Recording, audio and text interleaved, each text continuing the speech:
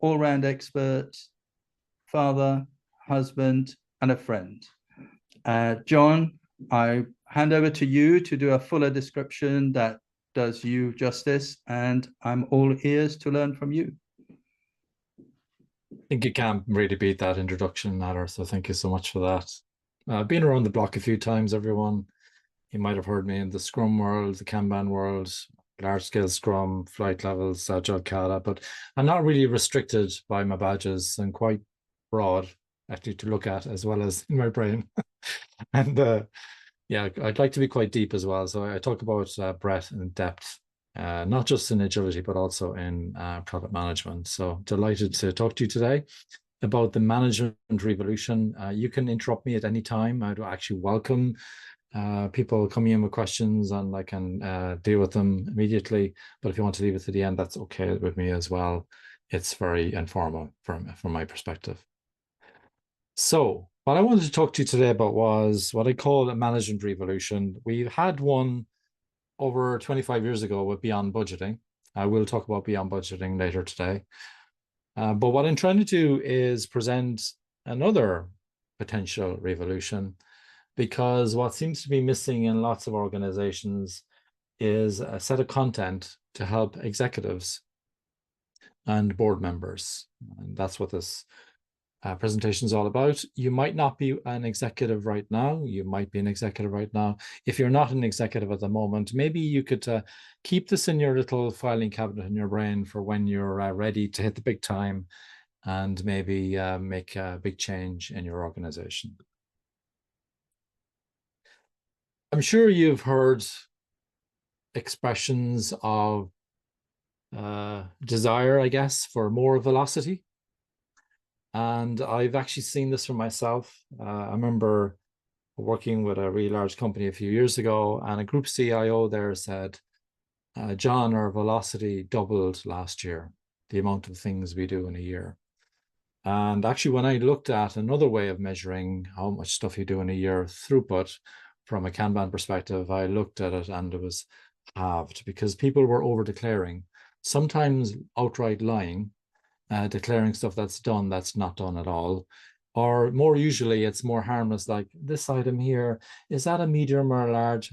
Well, let's call it double XL because we're being measured on velocity. So it is quite problematic. And in lots of organizations, what happens is because there's a real struggle to measure value, people use velocity as a proxy, which becomes a bit dangerous then because we're then confusing performance with a questionable measure of effort and even more questionable measure of speed. But this happens quite a lot. This is quite prevalent to come across this a lot when I'm coaching people and when I'm training people. And so my mission for you, the current or future executive, is to leave some kind of ding on the planet, make your mark, be more useful to society, and create something that's really remarkable.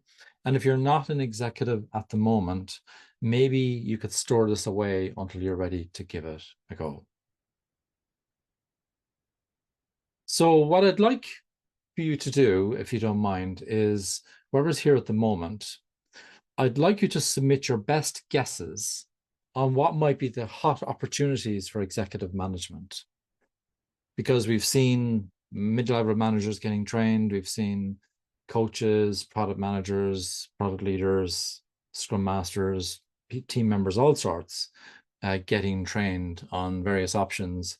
But maybe executives are not getting as many options as maybe they would like. And sometimes maybe they're getting too many options. Sometimes they're being told, well, here's my book and you read my book and follow my community and we'll solve all of your problems. So I'm curious if you have any guess about what might be the hot opportunities for executive management. I'll just give you 30 seconds to maybe submit some options. What do you think would be the real opportunities that if executives did these things that I guess we'd have much better value delivery and also maybe more engaged employees, more engaged customers?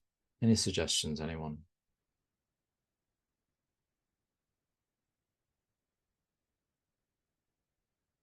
Suggestions just yet? I'll give you a little hint. Some of it will be for the long term and some of it will be for the short term.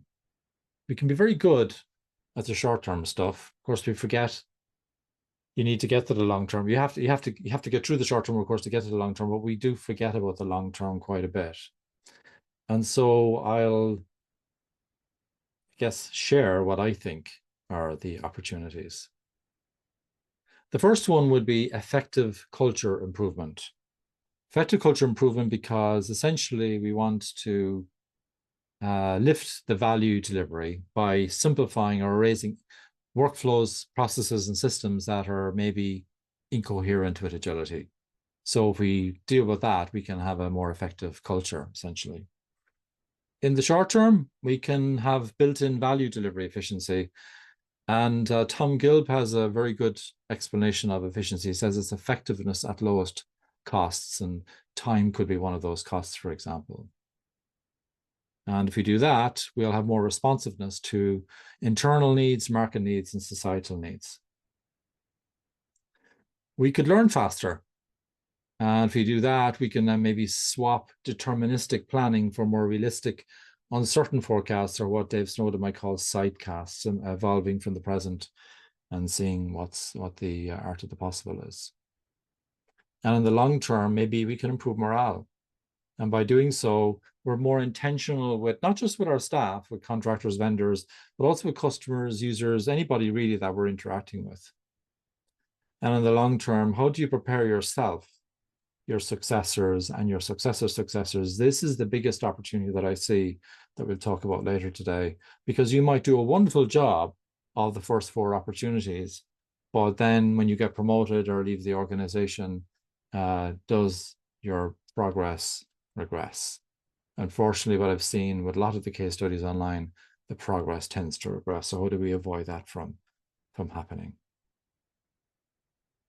And if you could do that, it means you can have maybe behaviors that are a bit more coherent with adaptiveness.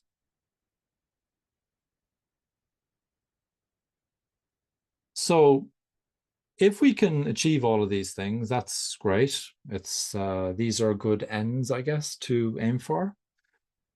But what are the means to achieving those ends? And often we get confused between the means and the ends. But a lot of this talk will be talking about the means to achieving those ends. So, for example, to get more effective culture improvement, well, maybe we need to garden our culture, like you consider the garden in the back of someone's house, getting rid of the weeds, moving plants to a better place, adding nutrients, watering, and so on.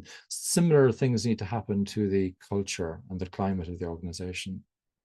Maybe we can design responsiveness in, so the way we organize the flow of work through our organization, but also the way we interact around the work. Maybe we can embrace emergence. That includes learning and result feedback. When we get results come in that maybe we didn't expect, some of them are good and some of them not so good. And maybe we can be more intentional with engagement. And that leads to possibilities of, I say possibilities, I'm not offering recipes here. You could double productivity, for example. Maybe we're delivering on needs much sooner. Maybe we're exploiting feedback instantly. Imagine continuing to deliver on your promises, but your promises are the wrong promises. A wise journalist in Ireland said a few years ago that people were giving out about politicians breaking their promises. And the journalist said, well, the only thing that's worse than breaking promises is keeping bad ones. So when we learn that our promises are not the right one, how about we adapt and pivot, or maybe even stop what we're doing?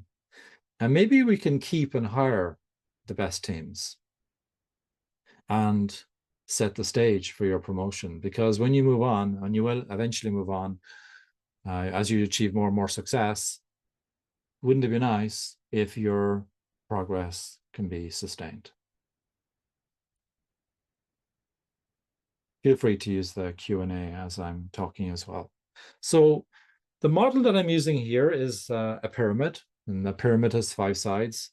And so you've got culture gardening, responsiveness, emergence, people, and then you've got knowledge, which is broken up into a number of different areas. So if we zone in on culture gardening, essentially, you need to think of yourself as a culture and climate gardener. You need to try and foster others in the organization to rise to better heights, and you need to help that really good agility grows. That it doesn't become something where someone says, "Oh, we did a transformation 4 years ago." I actually heard that comment this morning from someone. We transformed 4 years ago. You're never done. So how do you continue improving? And there are some models available for us to deal with this. And one of them is beyond budgeting. Beyond budgeting is probably not the right name for it because it's a lot more than budgeting. It's really more about management principles and leadership principles.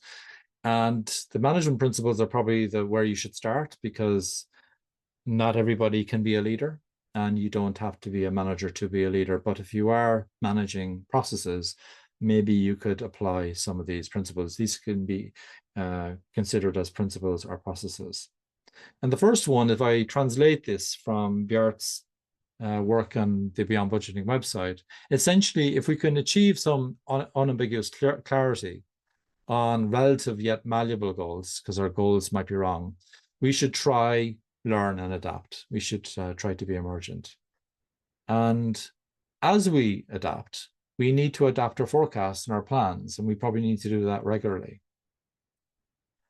We need to prioritize values this week. So what can we deliver this week, for example, and considering what are the most profitable things first. And how do we behave when we deliver? Because it's all very well to be measuring the what, but how do we deliver? Did we step on top of each other as we were doing that? What were the side effects of us delivering? And we need to reward success relative to the external competition. It's very tempting to reward ourselves internally. Look, we did 5% more than last year. Well, maybe the whole market is rising. Maybe our competition has gone up 15%. And so how are we doing relatively to the marketplace? And of course, having a rhythm of delivery, a rhythm of frequent delivery. So this is just the base. This is just the base. And Beata would put it to you, and I would agree with him, that unless you have these principles in place in your organization, your agility probably isn't going to stick, because this is something that you need to help enterprise-wide agility really take traction. You can have all the methods and teams you want, Scrum, Kanban, pick your poison, whatever you're using, but unless you have enterprise-wide adoption of something like Beyond Budgeting, you're going to struggle. There are other options like the leadership principles from the Agile Business Consortium and the 8 trends from the Corporate Rebels, but pick one model and go with those, because you need to set the environment where real agility can grow. There are also some leadership principles, and they include balancing the short term with the long term. I think Jeff Bezos is a great example of that, but being intentional about where you're going and thinking about the risks you're trying to control. I see so often where people are coming around and they're saying, oh, they come around with a stop sign, like compliance police trying to stop people from delivering. And that's good. We should be compliant. We should be professional. We should be compliant at pace. But sometimes what happens is we forget the risks we're trying to control. And we forget that people can have alternative ways of demonstrating how they're controlling those risks. So how flexible are we? How much BS do we have around bureaucracy? We have some necessary bureaucracy, but how much have we lost the plot in terms of, do we understand what we're trying to achieve here? Having confidence in people who have been open with us, and us as well, having the courage to help problems with them, and also maybe encouraging teams to be more and more open, seeing that as teams are open with us, that they are being rewarded with more trust from us. This in practice could mean, for example, having more obey rooms, having go see, where managers really go to see what's going on so often that the truth emerges. It's not like what I call a royal tour, where you visit once a year and everybody kind of puts on their best clothes for the day.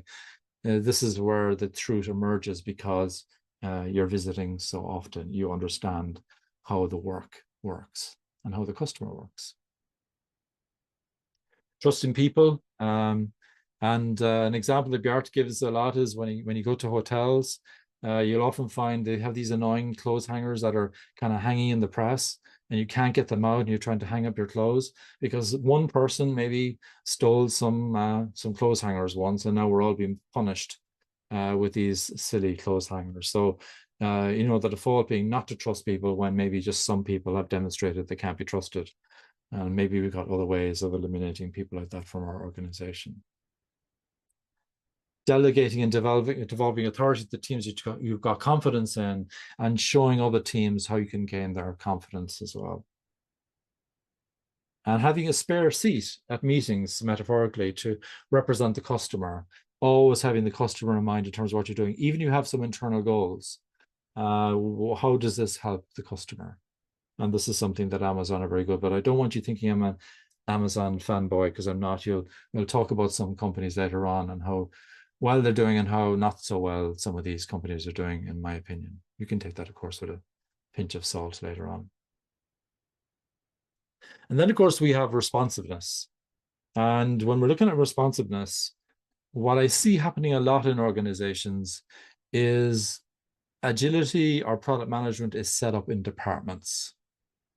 On the left-hand side of this image, you've got different departments, and the work is moving from one department to the next across a value stream or a flight route.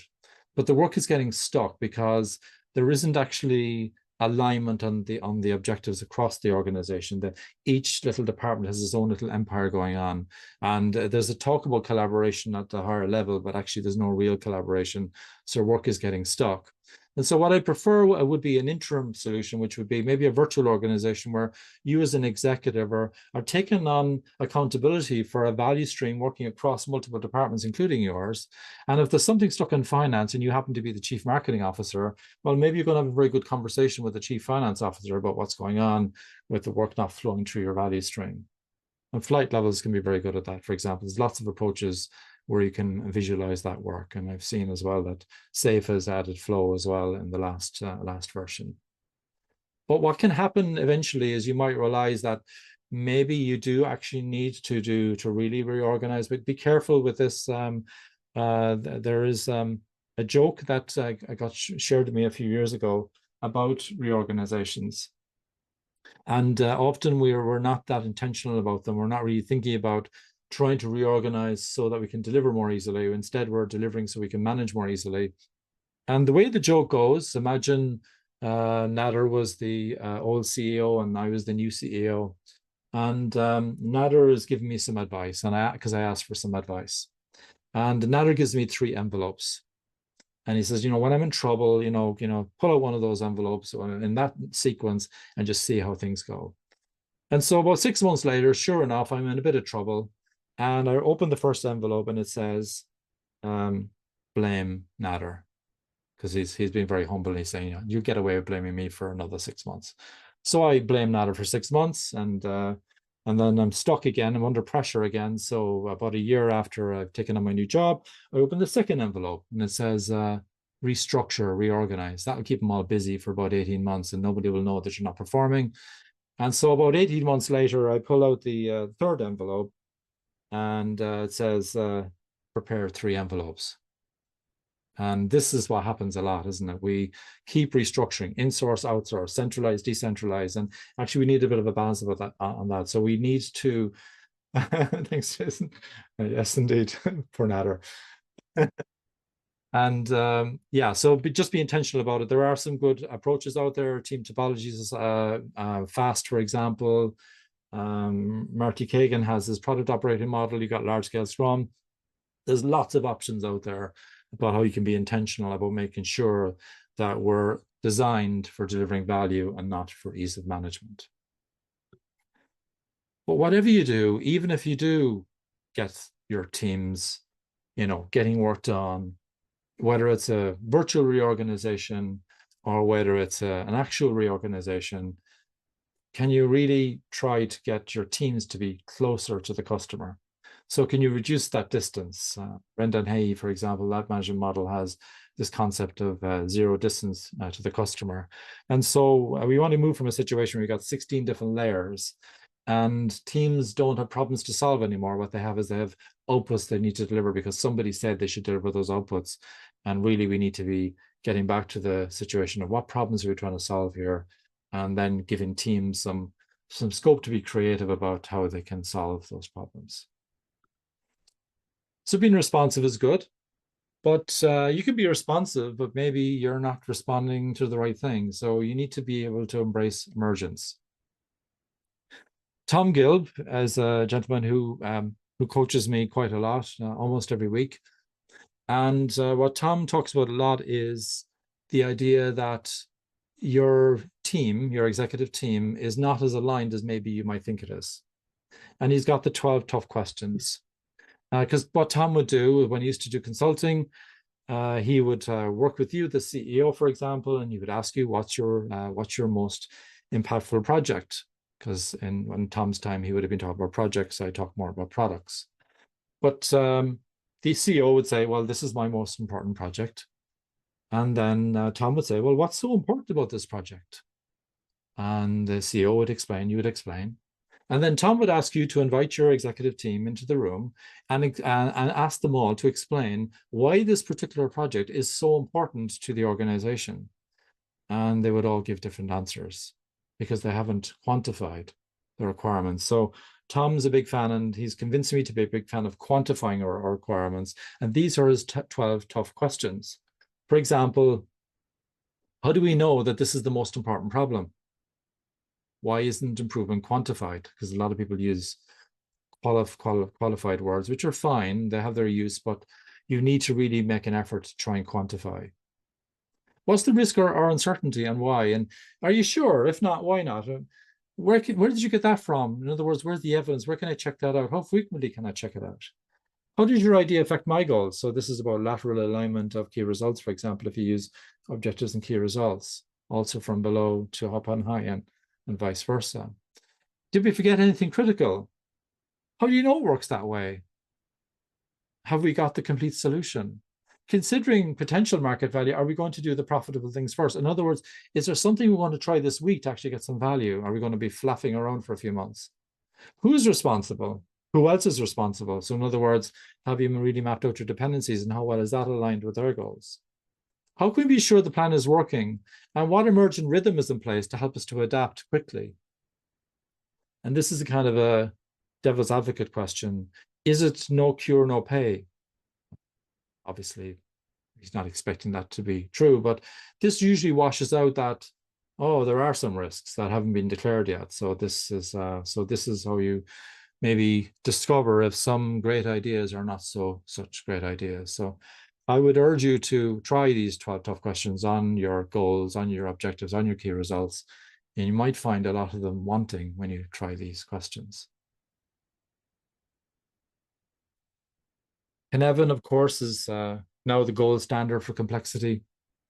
And what I love about Cynefin, I use it as a leadership compass, if you like, for helping me to understand which way we need to go.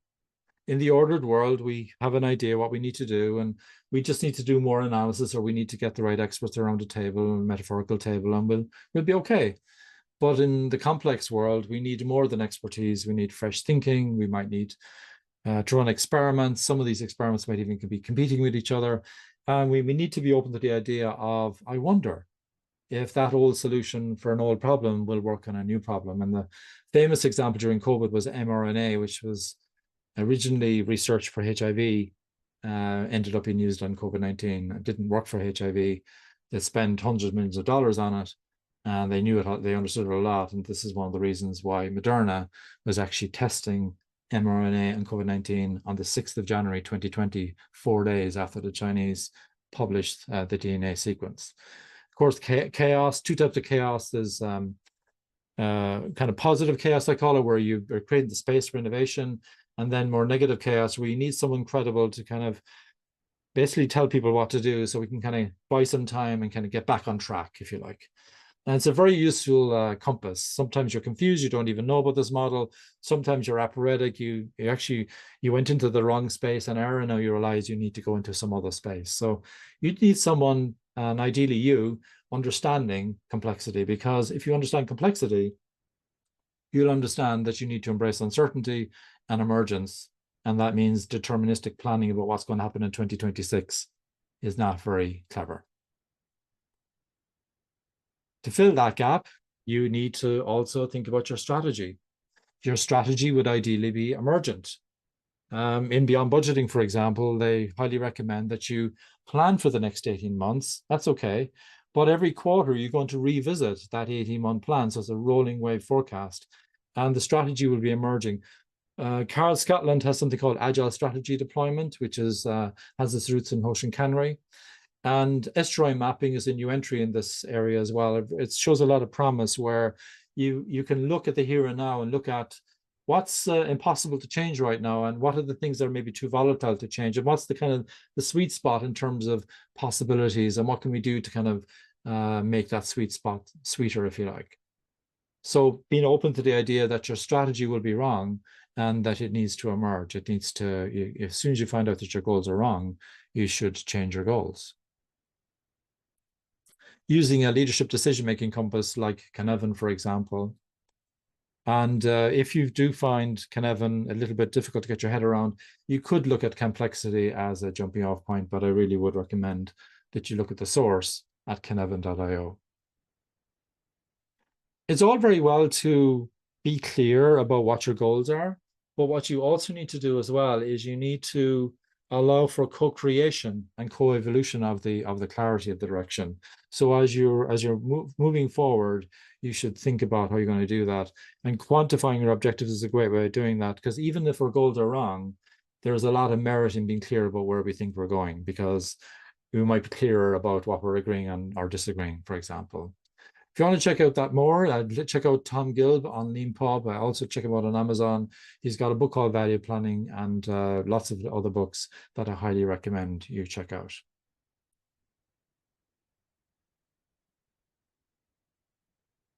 You've probably heard of Plan, Do, Study, Act.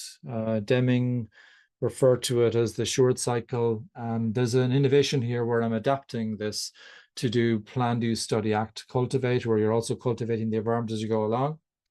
And so how about you have this loop where you observe what's going on at the moment and then plan some change or some test or some method or comparison of methods, and then run your experiment and then see what happened, study what happened.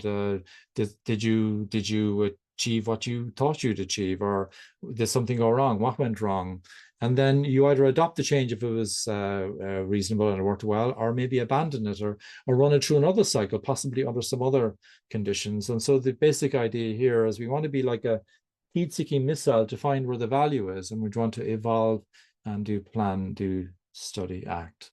And this is the very essence of emergence. So whichever approach you use, I think we can go back to the roots of this, and you need to be doing it in a direction. This diagram here is an adaptation from Scrum.org's evidence-based management, which is an adaptation from Toyota Kata, which is an adaptation from some diagrams in the Lean Institute, I believe.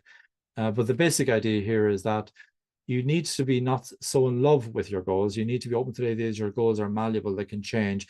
As soon as you discover that your goals are wrong, you might go left or right because you're discovering that you should be going in a slightly different direction, but you have an idea what direction you're trying to go in, and you're trying to plan, do, study, act on your way towards that. It's useful to have malleable goals and number of time horizons so that the people who think in a year or plus have a long-term direction. People who think about the next few months, maybe what's our rallying cry, what are we trying to achieve? And people who are thinking about the next few days or weeks, maybe can look at, okay, what's the enabling goal that we can achieve in the coming days or weeks that'll help us to get closer to that rallying cry. And all along the way, as you learn, you might learn that your goals are wrong. This is why the goals need to be malleable. You need to be open to the idea that your goals are wrong. And I just want to remind the audience as well that you can ask me questions at any time. Feel free to drop them on the Q&A or the chat window, and I'd be delighted to answer your questions. So it's all very well to have emergence, but you also need to make space for the learning as well, because there's a danger here that you end up with kind of a mechanical emergent loop, if you like. And so essentially what you need to do is you need to be using methods that are goal-oriented. They're open to malleable goals. And one of the models I don't like so much, for example, is 4 disciplines of execution, because they have a scorecard. And there's kind of, in my opinion, there's a pressure to, well, how are you doing against the scorecard every week? And that's not something to me that lends itself to malleable goals. I'm not even a big fan of objectives and key results, but I will have content coming out soon on how you can make objectives and key results more coherent with agility, because there is some friction between those. I like to use an emergent approach where we're humble and we're experimenting safely in direction. You need to be open to the idea that maybe we can have a company bets list. This is one of the things I really admire about Spotify. They've got this thing. When I spoke to Cliff Hazel on my podcast a couple of times, he said to me, they have this thing in Spotify where they don't let priority number 3 block priority number 1. And even though they got different backlogs for different teams, because everybody can see the company bets, I know that I shouldn't be blocking Nader, for example, because he's in priority 1 and I'm in priority number 25, for example. And if Nader looks for someone from my team, there's no question. He doesn't even have to clear with me. It's just everybody knows you don't let a lower priority block a higher priority. And that's a really nice thing about the culture at Spotify that I've heard from the outside. You need to be open to the idea of embracing learning. So, and hunches. It's okay to have hunches, but maybe then back up your hunches with some experiments. You need to allow slack time. A colleague of Nader of mine, Chris Matz, there's a rumor that when he was in a company a few years ago, they used to ask teams to only plan for half their capacity. And I talk about that as well, where I ask, when you're in a team, in a multi-team system, I would like you to avoid filling your cup of work. Just because you deliver this amount of capacity, or you do this amount of work every time period, that you're going to bring in that same amount of work in this time period. And actually, you need to be open to the idea that life works in ranges, not averages. And you need to allow for slack time so people can help each other. So they've got time to think, so they've got time to innovate. And you need to be willing as an executive to go and see what's really happening, visiting the team so often that the truth emerges, and also seeing what's happening with customers. I'm very nervous if you just do one customer visit and then overplay that customer visit as though that customer that you visited represents all customers. You need to be visiting lots of customers in all markets, in all regions. And you need to be monitoring for signs of early change unraveling. And I noticed this with someone only today, where they told me, well, we did Agile 4 years ago. Yeah, okay, you're not done. It's like it's continuous improvements. That's a sign that there's kind of overconfidence that we have this thing now, we're done. We don't need to improve anymore. We have our routine, and this is how we do our things. We have this factory, and this is how things happen. This is kind of an early sign that all is not well. Engagement is important as well, but not just employees. There's an old saying, happy people lead to happy customers, but I'm also talking about customers. In fact, I'm talking about all sorts. And if you think internally for a start, when we're looking at our own people, imposing a change isn't very wise. So what I prefer you to do is to look at the engagement models that are out there and get some help if it's needed, internal or external. And look at engagement models that are out there. None of them really solve all the problems. I looked at over 80 of them in detail, studying them over the last 3 years, and none of them really hit all the marks, if you like. But you might need a blended solution, and you need to think about the context that you're in as well. So maybe selecting that with maybe representatives of your people, rather than forcing it upon them and writing a check with some big consulting firm to kind of install framework, whatever. Maybe there's a more blended way that you can do this. You need to be open to the idea that we can select from different options.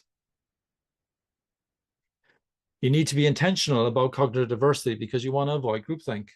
Groupthink is really toxic. We all run over the cliff together. Equally, when you are embracing diversity, equity, and inclusion, you need to be very intentional about how you facilitate that. Facilitating diversity is really, really important, because you want to make sure that you have a really good environment where we have healthy conflict and not unhealthy conflict in our environment. But what I would desperately need to avoid there is groupthink. So diversity, generally, thumbs up from me. You also need to be intentional about customer engagement. So Net Promoter Score is one of these popular techniques for scoring how you think you're doing with the customer. And you might ask them what they think of your product and so on. But what happens quite a lot is people only score a particular part, like what was my experience like with the call center? And then the executives are looking at these wonderful scores because you got wonderful customer service agents, and they're giving them a great service in the call center, but actually your customers think that your whole end-to-end service really sucks, and they wouldn't have had to call the call center if it actually worked really well. So being intentional about that, putting on your headphones, listening to customer calls, going out, visiting customers, seeing how customers are interacting with your products is really, really sensible. So we've covered the top of the pyramid, and now we're going to the base of the pyramid. We're going to talk about knowledge. I just want to remind you as well that you can ask me questions at any time, and be delighted to answer any of your questions. If you want to wait till the end, that's completely fine as well. And keeping an eye on the questions on the chat here. So thank you for coming in with your questions when you come on with them. So let's start looking at knowledge. So we talked earlier about how the work works. Executives need to understand how the work works, and they need to try to reduce the distance between these value streams, these flight routes, and the customer, to try to make sure that we almost have a customer at a spare seat in our meetings. We also need to be more coherent with our habits. So with our habits, are we asking the right questions, for example? And this is a whole other talk, but I'll just give you a high level. The X effect from Exagility talks about a number of themes. There's other bodies of knowledge as well from Bill Joyner and David Marquet, great thought leaders on behavior for adaptiveness. But these are my groups. So humane environment, happy people, happy customers, users, and other stakeholders, flow of value, not just flow of value, but also psychological flow, and value and decision making. And I'll just let you read some of these. I'm not going to read all of them. This is humane environment. For example, demonstrating diversity and inclusion in action. And happy people, catalyzing continual organizational changeability. So not saying we did our change 4 years ago, we're done now. And with flow, maybe a key one there would be balancing priorities with organizational capacity. So I say, I use this oversimplification quite a lot, and a lot of Kanban people will kill me for saying this, but I say that your throughput is your capacity. It's an oversimplification, but it's a message that lands with a lot of you executives, because there was a chap I dealt with a few years ago, and he wanted to do 90 projects because he was in project land. He wanted to do 90 projects in Q1 of a particular year. And I asked the question, why do you think you could do 90 odd projects when you only did 41 last year, same time last year? Did you hire more people? Did you get more agencies, or how you imagine this? And that message landed with him, that he understood that there's no point in starting loads of things that don't finish. Try to deal with the capacity that you've got and be focused on that. And maybe encouraging sense making, balancing the short term and the long term. There's lots of specific examples. I want to give you some specific ones.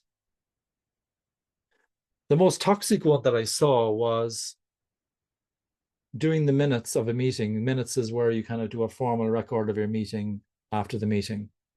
It's better if it's done in the meeting, so we all agree. But a few years ago, I came across this organization where there was an unwritten rule, which was it's not agreed unless it's in the minutes.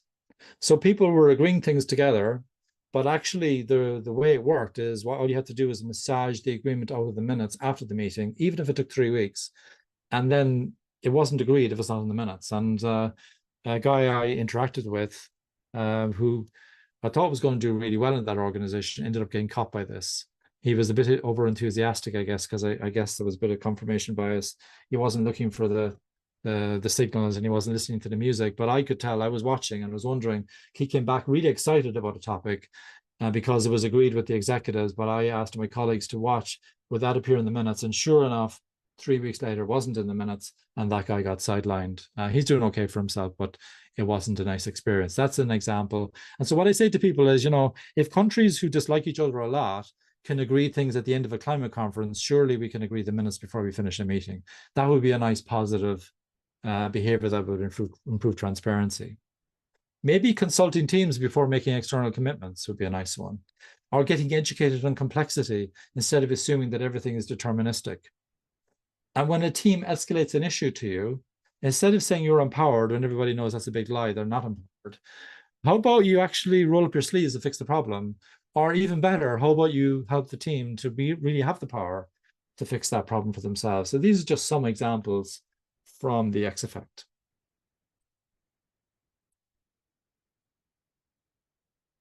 There's also an art and science to measurement as well. And this is a whole talk in itself. But if I was to oversimplify, I would say experiments by their own nature often fail. Are you okay with that? So when we run an experiment, it means a hypothesis that you might be testing, it might not be valid. So are you okay with that? Not measuring leads to posturing. People make up their own narratives, but then measurement itself can lead to gaming. So the flight levels people have this great idea where you can use countermetrics, where if you have a metric, maybe you have a countermetric. So for example, if you measure speed, how about you also measure quality and maybe value delivery? Individual measurement impedes team measurement. Team measurement impedes network of team measurement. And if you measure the what, maybe you also need to measure the how, because maybe we delivered on our key results, we delivered on our goals, but how do we do that? Do we step on top of each other? It's a really good idea to quantify, because it really crystallizes what we're really trying to achieve. It crystallizes what's failure for us, what's tolerable, what must we achieve, what would be a wish, what would be a stretch. There will be times when you have to use qualitative metrics, but that doesn't mean that you shouldn't try to be really clear about quantifying your objectives. But please avoid a league table comparing teams. In my opinion, you compare teams, you compare anyone on a league table, and the change is over.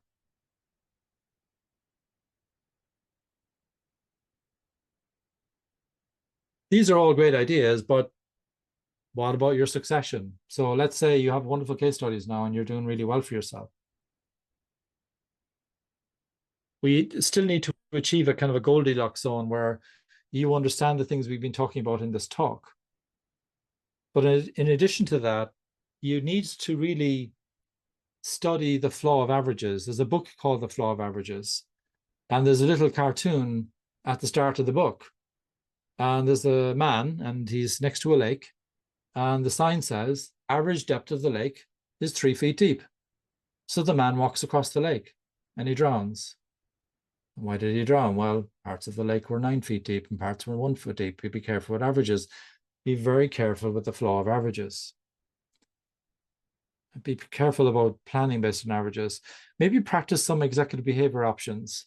So don't be just aware of what the behaviors are, be a living example of those, and develop the habits so that you are consistently delivering on those behaviors. This change is hard. I'm doing intermittent fasting, for example, fasting twice a week for 36 hours. I'm fasting at the moment, and it takes a habit. You get into the habit of doing that, and you know what can happen. You know what happens when you slip. So how do you kind of keep yourself on that journey where not only are you showing good behaviors, but your successors are now starting to follow your example? And of course, learning, thinking, and acting, and being ready to prepare your successors with your new skills. So how are the big names doing? You might be wondering. How this is just, you can take this with a pinch of salt. The big companies. And I noticed an interesting pattern here. So if you look here, Apple are kind of doing okay with the short term and a little bit of engagement from what I can tell, because they pay the people very well from what I can tell from the outside. Amazon is kind of doing okay in the short term and with the culture gardening, but it's slipping up with engagement and passing on the knowledge. My understanding is in Amazon, there's almost like a food chain of managers, and they bring managers in, they burn them out, and then a new crop comes in. So they're not really thinking about how they develop the long term. It's really more about who's the new crew of people who are willing to kind of follow the doctrine, I guess. Microsoft are kind of doing okay at the moment, I guess, but I'm a bit worried about them for the long term, because I remember from the outside their use of the balanced scorecard, which had so many measurements on it, it was just ridiculous. And I really wonder if one new executive at the top can really deepen that change right down to all the management layers. So I hope that change is deepening way, way below the executive layer. Pixar was the best example I could find when I was looking around, but Ed Ed Catmull has moved on now from Pixar, and I haven't seen much coming out of Pixar lately, so I might be inclined to change that to a question mark. And actually, today maybe I should add a bit of a question mark onto Tesla's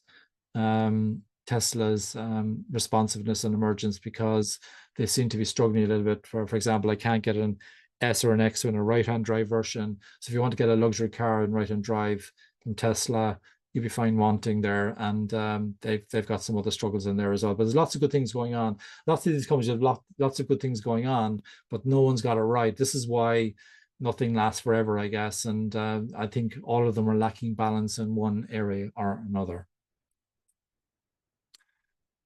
So you're at the top, you're an executive. There's a saying in Germany, I believe, I'm not sure if I'm quoting this properly, that a fish dies from the head. And change also dies from the head. And I would hate if the change died from the head because the head of the company, you, were involved in that.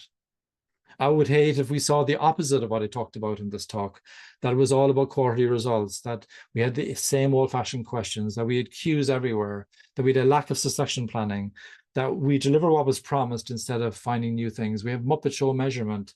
We're thinking inside the building instead of talking to the customer. I would hate if you were getting your new CEO from a big consulting firm because you thinned out your management so much that there's lack of capability in your organization. I'd hate if strategy was an annual event and that there was a lack of emergence in your goal setting. I'd hate if you were guaranteeing delivery for maybe 2 years' time and you had what I call velocity atrocity, where people are gaming how much stuff they're getting done. Or even worse, we're dreaming of features and then building them without research. And so having something like Feature Factory. Or how about rarely meeting a customer? Or if you did actually meet a customer, then overplaying the importance of that. Maybe fast tracking managers from the 20th century, or not getting the email in HR where, oh dear, we're rotating, promoting, hiring non-agile managers to take over agile teams and reversing change that we've been making over the last number of years. We're not addressing what's slowing down the work. We're organized for ease of management rather than ease of delivery, and we're not experimenting. And we're measuring plan versus actuals because we think the world is just complicated. We think the world is predictable and deterministic, and we're not open to the idea of adapting and learning. I would hate for this to happen. You are at the top of the organization, but you are also a keystone in how long-term change occurs. You can have all sorts of things going on across your organization. You could have product agility, you can have vendor agility, you can have team agility, you can have technical capability and so on. You can be emergent with your strategy, but if you're still asking the wrong questions, it's not going to be a good outcome. So my invitation to you, if you want to be more successful, if you want to sustain your success in the long term, my suggestion would be that you need to be working on an empirical emergent rhythm where you do plan, do, study, act in terms of at all levels of your organization. And within that, you're being emergent about strategy and strategy deployment. You're getting help and you're being careful about giving help before you get help yourself. You're optimizing the flow of work across your organization. You're improving psychological flow. You're trying to declutter, simplify, refactor workflows, processes, and systems, maybe even organization design. You're running change experiments. You're working in your own behaviors and habits, and you're acting as a culture gardener. The organization owns the change, and this is your path to having more long-term success as an executive. I'm open to any questions you might have. Thank you. Thank you, John. Great presentation as always. So any questions, please feel free to either put it in chat or Q&A. You're all here.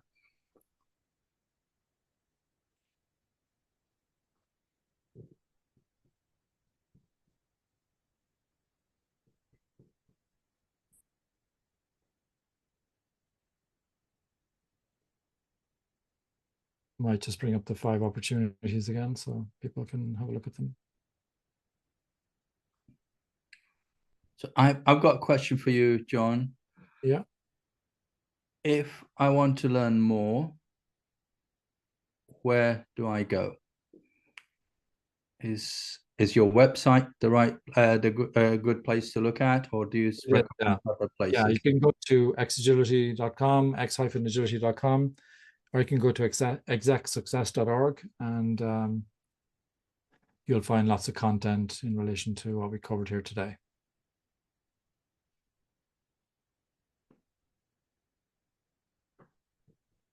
There's a lot to take on. The right road is the long road. It's the hard road, but it's my hypothesis is that this is the way to achieve long-term success. This is after a study from many, many years, nearly 8 years of research now on what's working and what's not working out there. Yes, thank you for that. Yes, of course, and thanks for sharing all that research and learning